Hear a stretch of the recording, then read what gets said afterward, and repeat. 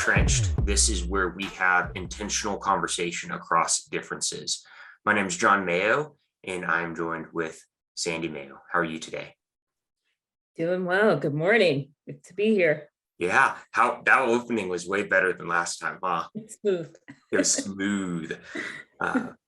Yeah, so we had a question that we talked about throughout the week that we want to talk to, and we're going to really jump in. But first, I think it's a good idea to remind ourselves and everyone listening what our goal is on this show. And our goal on this show is to, it's formed in a question, right? Where can we find the common ground upon which to stand together? We are attacking the heart of division that we see all about us, the divisiveness, in pursuit of where we have common ground and can stand united for each other's benefit and learn to better respect and through that love one another. So that's our goal, and we hope that it's an encouragement to others. So that's kind of our plumb line as we jump into these conversations. Would you add anything to that? That's it. I mean, I would just say that this is practice as well for us. So, this isn't something we have figured out. This isn't something that we rehearse throughout the week. So we're coming forward and just saying, let's dive in and see not only where we're going to find that common ground and see some differences, but what do we learn from that? What do we take from it? Yeah. And real quick, if you'll bear with me, there's one really important contextual shift here, because over the week, I've had a lot of conversations about what we're doing with UnTrenched. And they're like, oh, it'll never work. Like I had one conversation of the many, a lot of them have been very encouraging. They're like, it'll never work because no one will ever change their mind. And I was like, yeah, but that's where you're wrong. We're not trying to change each other's minds. Yeah. We're agreeing to answer one question together. And that is, where can we stand in unity? Because where can we stand together, lock arms, and say no to what's wrong in the world, right? There's a huge difference from you and me saying, okay, you have this view, I have this view, and now let's battle it out. That's not what we're doing. We're not shooting at each other. We're shooting at a problem together called division, lies, and deceit to find where we can lock arms and push forward to a brighter future. I was like, there's nothing but abundant hope in that trajectory. And we're not a debate show because of that. This is not an opportunity for debate. It is an opportunity for us to debate ideas only so that we can hone to that higher calling of being together. Which was really exciting. And even now I'm getting fired up even talking about it, because I was like, that's what we're here to do. It has to be done. So just a little bit more context on that foundation. But yeah, so today's question that we decided we're going to go for is, are our freedoms in danger?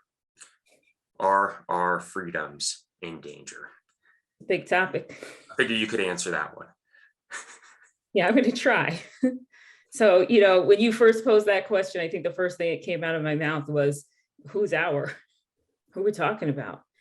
I think a lot of times when I've heard that suggestion, that maybe our freedoms are in danger, one of the things that always comes to mind for me is, first of all, who gets to define what our freedoms were? What are the assumptions that we're bringing to that statement? Has everyone ever always felt as though they've had freedoms, right? I think in saying that you're losing something, there's already an embedded assumption that you believe you had it. And I don't know that everyone's coming to the table with the same set of assumptions about what freedoms we've always had, what privileges, what rights. And so I always I wrestle with that idea that our freedoms, because I don't think there has been a shared set of freedoms.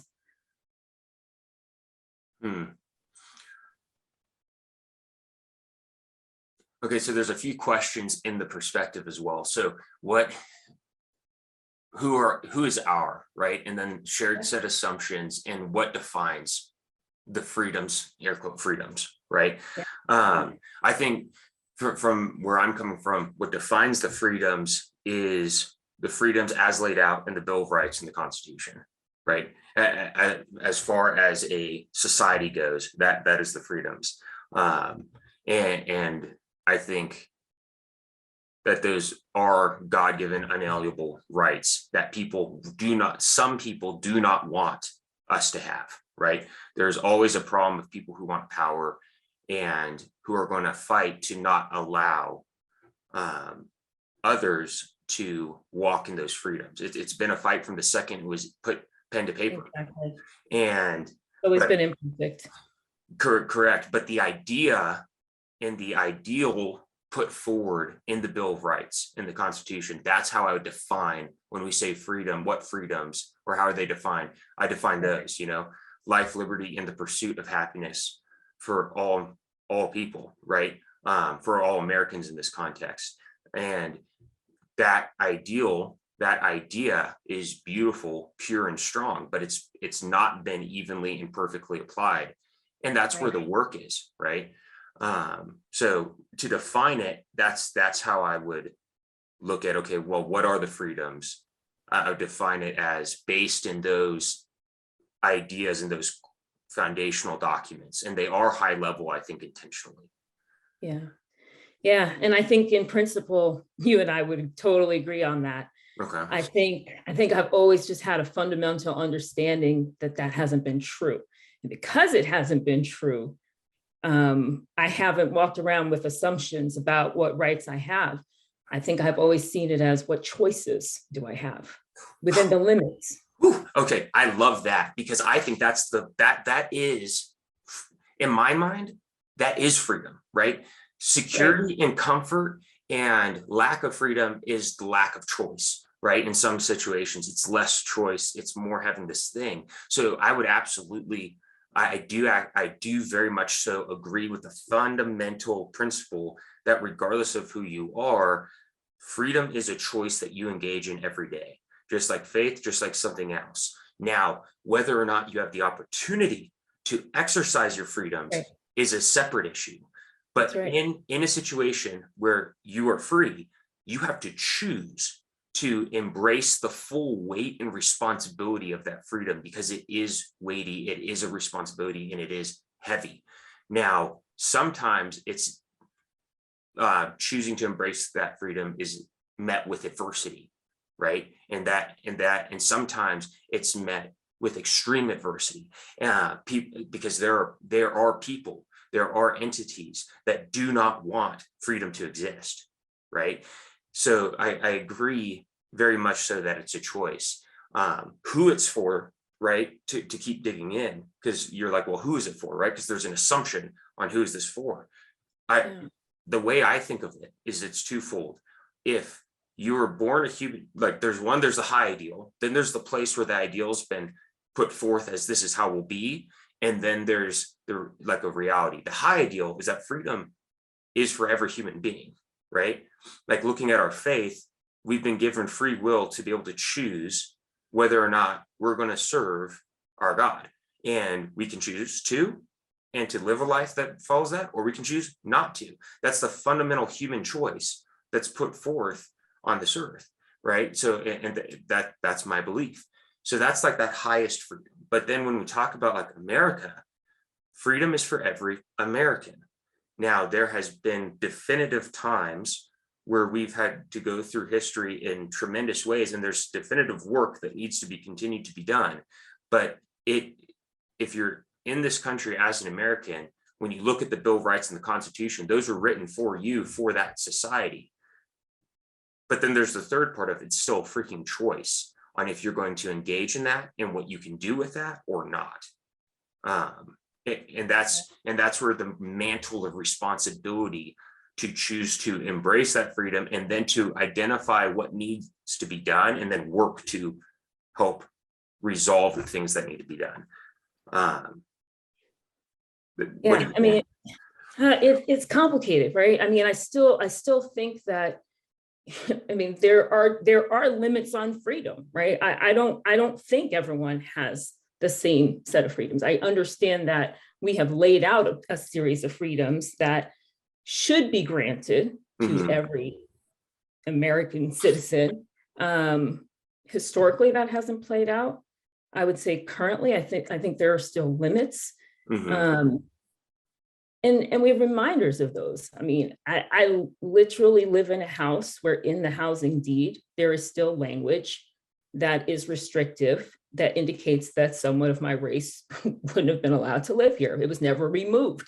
Now that's a historical document that doesn't impact my ability to actually occupy this residence at this moment. But there's no way for me to deny the fact that limits on freedom have always been a part of our history. For me, the choice in how I then think about where I want to live, right? And even in there's some freedom, right? Because not everyone gets to live wherever they want. But my choosing to live in this community now, I know that there are some implications to that. This community reflects the history that was created. It was restrictive. It is evidenced in the demographics of my community. That means that I know that when I show up in this neighborhood, I may be one or the only who looks like me. There are implications to the limits on freedom, but it's my choice right now to actually be in this neighborhood for any number of reasons. Yeah, it's just complicated because I don't feel that. Yeah, I'm still trying to make that distinction between freedom and choice. I think it's very different. And I think a lot of times we speak more to, we want to protect our freedoms. And we just move forward with the assumptions that are embedded there without really addressing. Yeah, and I think like if we look at something with a bit more specificity, it'll help us jump more aggressively at the heart of the issue, right? Because you're absolutely right. There are issues like why would that language, why do we not adjust that language in something like a deed if it's unnecessary? And I'm not familiar with the language, right? Like if there's no value and there's no reminder or lesson of this is where we've come from, let us not go back in it, right? Which is the value of history in many ways that we may learn from it, then we can improve upon it and build upon it. And like the way I see it is like everything wants to kill this thing called freedom, right? This ideal, everything wants to kill it, get rid of it. Like human nature ultimately does, but it has to be safeguarded, protected, and allowed to grow so that it can burn out the types of things you just described. And that's where the work in progress comes in. It's an ongoing battle. And like in asking the question, are freedoms in danger? I can't help but have my mind be very much so weighted down with a lot of the things that we're seeing where, as we define freedom, right, as being laid out in the Bill of Rights and the Constitution, being under significant attack. And once again, I think that the attacks on being able to subjugate people to power, right, are as old as humankind itself, and it's just different. It's just different ways of looking at it, right? I'm totally ripping off this from you because you're like, you know, sand power's power. It's just different faces. Nothing new under the sun. Right. And I'm totally ripping you off on that because we were talking about this talking about some of these concepts the other day. And you're like, no, because I was talking about our freedoms are under attack in a new way, right? Like we've not seen the types of mandates we're seeing. We're not seeing the types of things where you're losing control over your personal being, you're losing control over your personal circumstances. You're like, it's not new, right? So I push back on that. I'm like, I've never known a history of the United States that didn't have those kinds of restrictions. It's coming in a different form. But for me, I just have a different orientation to the world. I never came in with assumptions about freedom. That is literally the foundation upon which I operate. I just never came in. So like when I hear people talking about taking away my rights to have a gun, I just never even thought in those terms. Because I'm like, I never had an assumption of freedoms.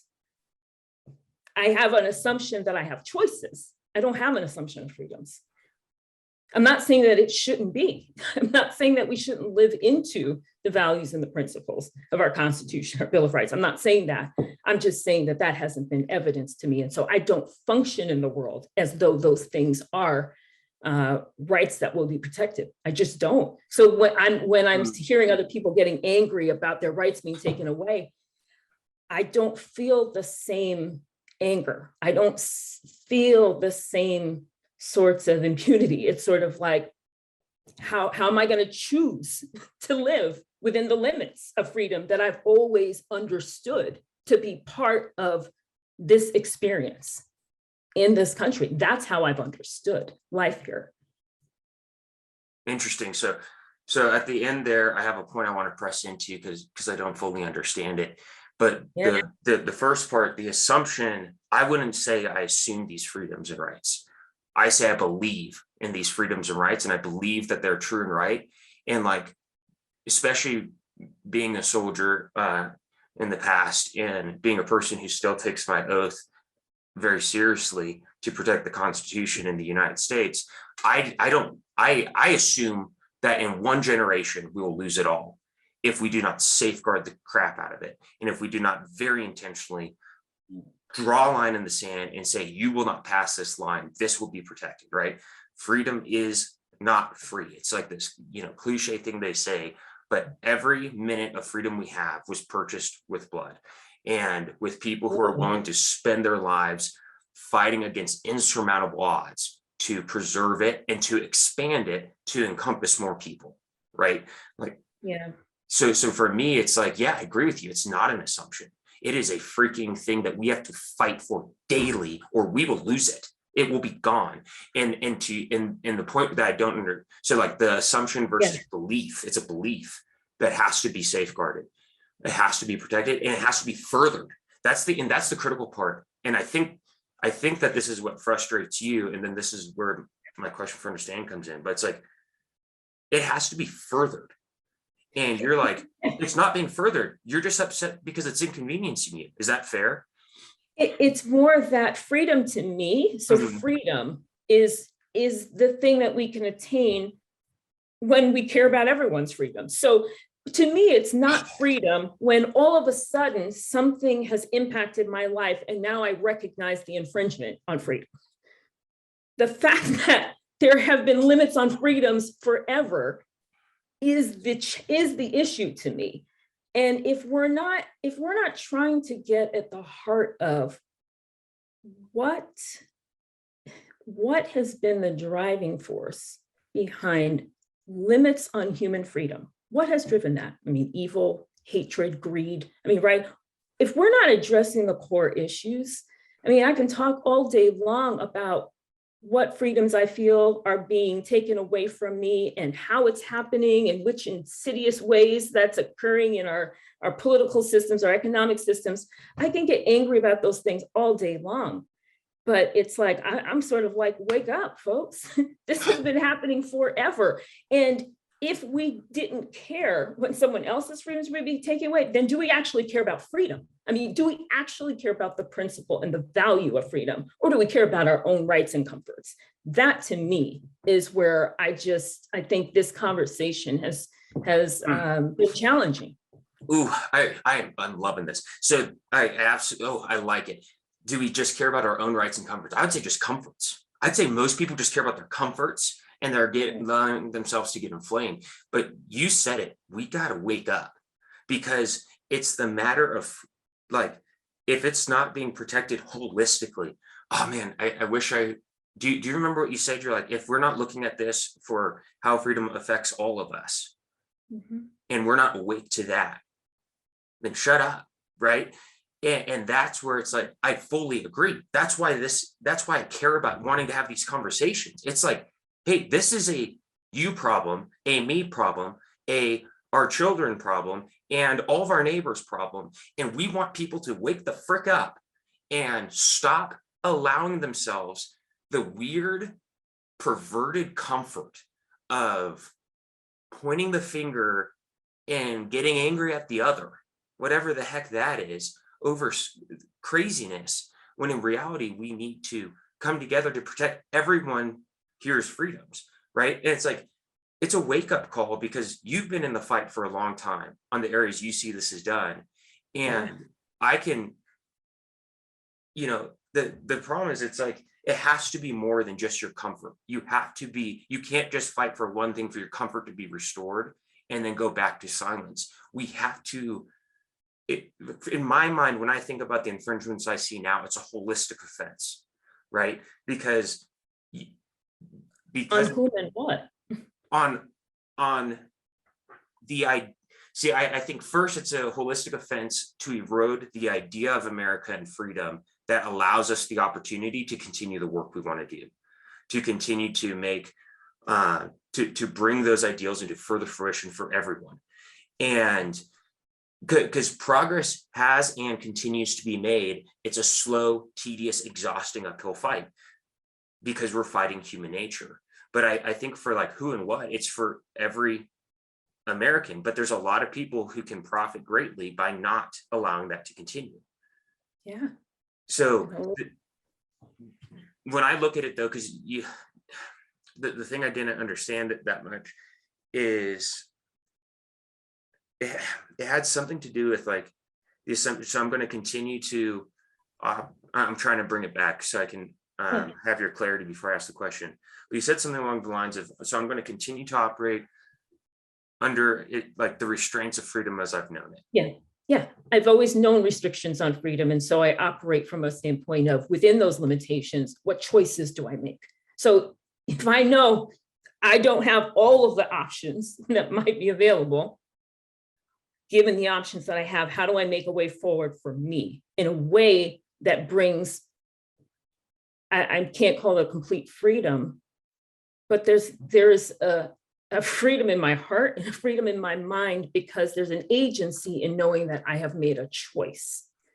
I have made a choice to you know, live in a particular way, to think about life in a particular way, to navigate the world in a particular way. I mean, one of the reasons I love education is because I'm like, you can limit a lot of things, resources, access, but it's like you can't limit my mind, right? I love that. I love that about learning.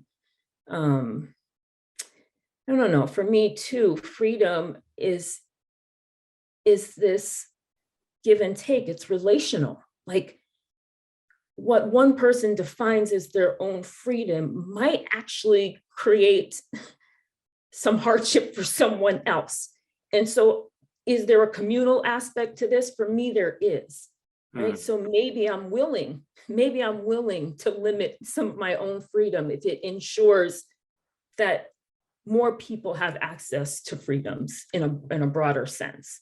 Does that make sense? Yeah. So yeah, it does. yeah. Because I can't help but think, I was like, as I was listening, I think that limitations are universal. What limitations are specific? The severity of limitations are specific. It's a lot harder to exercise a lot of freedoms if you're living hand to mouth, paycheck to paycheck. Yeah. And the cool thing is like you're not going to have access to jump from A to E in the journey, right? But you do have access, should you choose, to work from A to B. And that's that choice piece, right? Now, the hard thing is, and this is the insidious lie, is there's a narrative that you don't have the choice to work from A to B, that whoever the you is, that you don't have the choice to be, and that's that is like, where did this come from? That is a complete lie. You have the choice to work from A to B, but you can't assume that it's a jump from A to E or F or, you know, way further down the path. That's where the lack of, and I think to some extent that lie does exist. I mean, I think lies exist, right? So I think to some extent that lie does exist. I do think that it is challenging, of course, when you have seen that your choices are this. So your choices are A to B when you know that there's a range of A to E, right? And if you know that your choices have been limited over time, you may not be arguing that there are no choices, but you may be arguing that I refuse to continue to accept the limited choices that I have. And I do think at times that's an appropriate and necessary pushback, right? yes. It's not okay to just continue on saying, yeah, I recognize I still have choice, even though, yeah, I've actually been harmed in this. I've actually been, you know, excluded from the full range of options that should be available to me. So I think, go ahead. Just the way you said that, I think there's a really important thing. This whole thing that we're talking about is not without significant cost and danger. to it.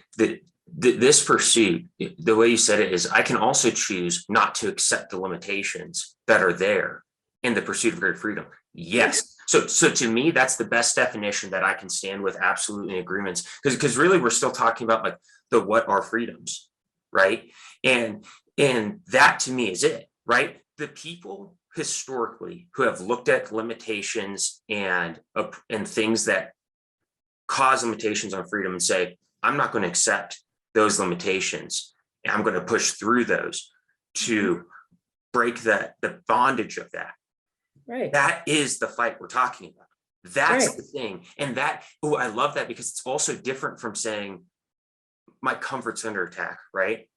There's something different to say, no, that there are limitations, and there are some new limitations, and then there are some old limitations.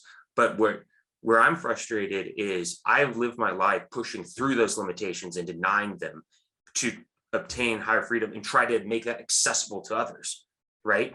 And I think that's the important distinction, because it's not a matter of comfort.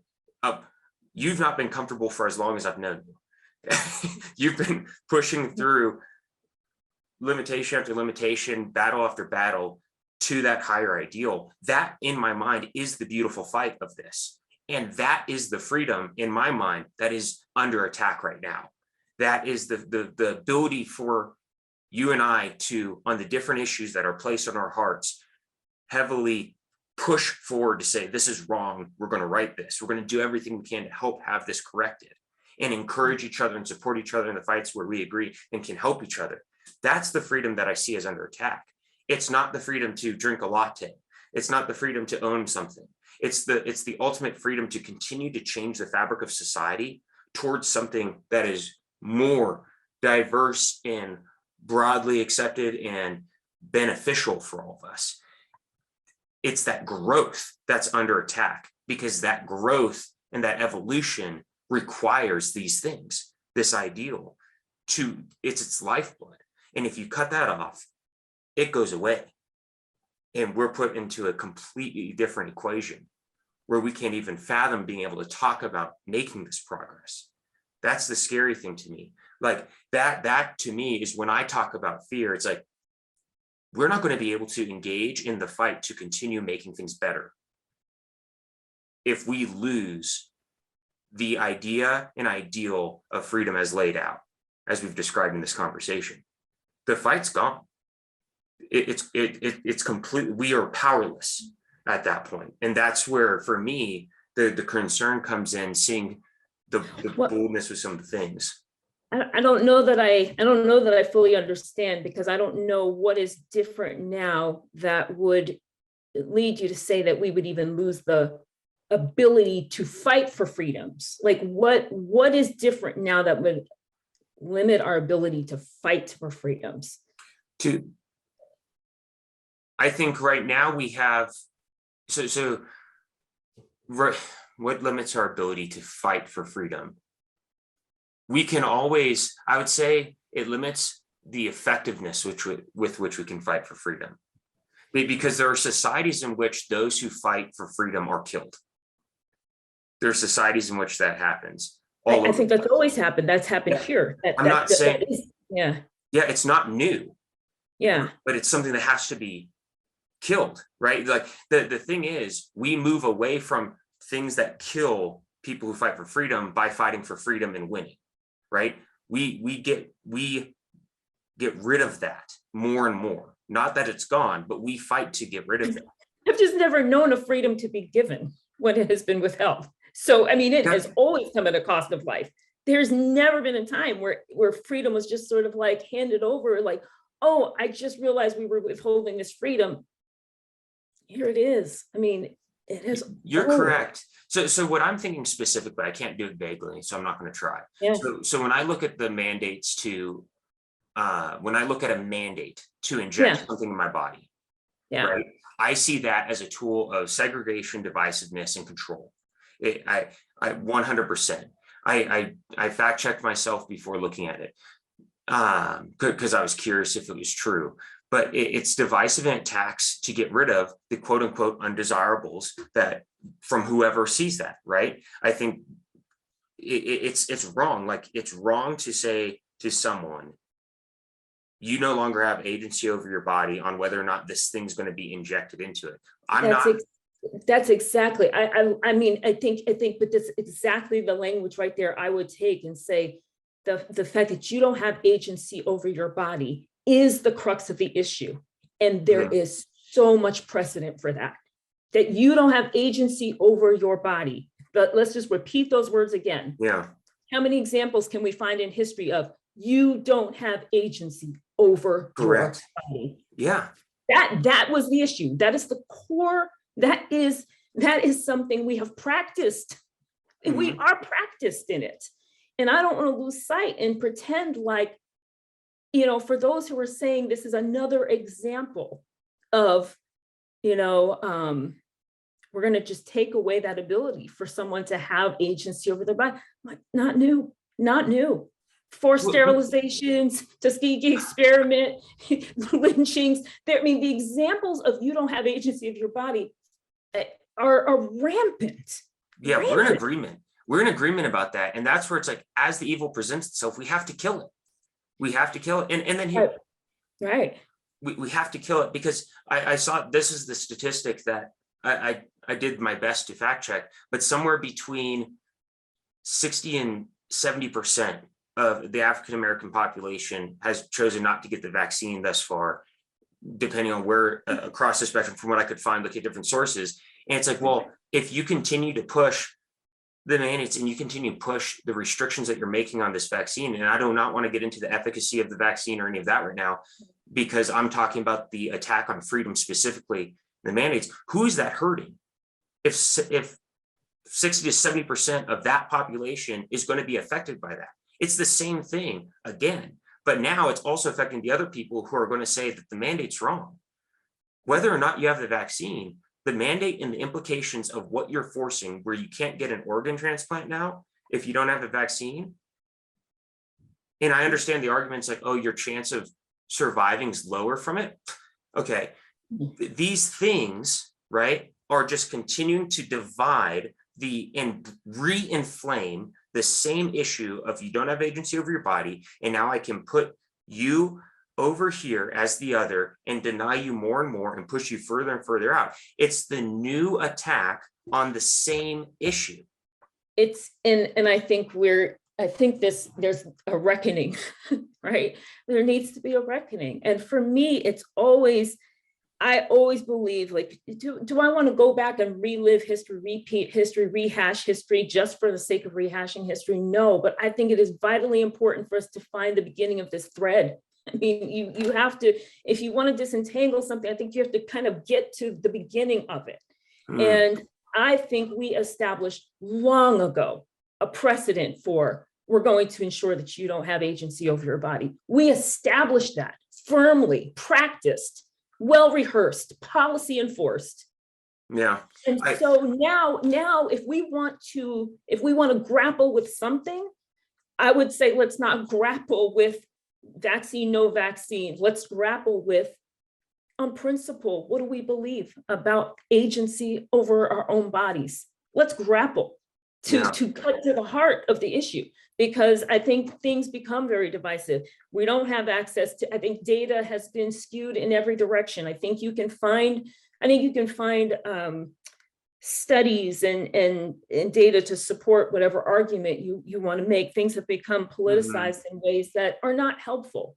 And so I always want to come back to sort of, what are the principles, values, foundations that we can return to say, you know what, we're going to see things a lot of different ways. We're going to have different viewpoints. We're going to have different opinions. But what are the core values that we want to come to? And really, those are the things I want to fight for. I want to fight for those core principles. And I want to go back to saying, how did we get here? How did we get here? There was a door opened.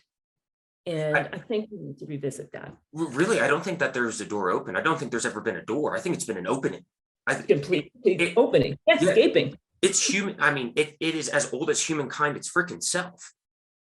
Right. It is as old as humankind and human nature. I mean, we see it across the world still in full crazy, like in full rampantness, the desire to fully enslave, for sex or labor is a active money-making industry in large parts of the world still today. Right. So this Right. is, you're absolutely right. And I love how you said, let's grapple with the right to agency of our own bodies. Let's get straight to the heart of it. And I think that is really what we're pursuing here, because when I look at this conversation, when we ask the question, are freedoms in danger? And you're like, who? I would have to start with defining who is ours. And I was like, let's stop and wait till we're sitting in front of the camera so we can capture it. I was like, I've been like a little, I've been excited and nervous and anxious for this conversation, where it go. And like, God help me not to lose our mission in the conversation over minutia, because what I want is what you said, I stand in such solidarity with, that it is out every fiber of my being screams yes at. We need to define the core heart issues that we can agree on and stand on those. And I love the way you define the heart of the issue. Let's grapple with the right to agency over our own bodies. That is that freedom that we've seen 100 different representations of. We see some current ones now, but you know, screw that. Let's attack the man. Like, if we're going to address the mandate, let's dig deeper and say, hey, there is no control except for over the agency of our own bodies. That is something I fully and passionately in agreement with.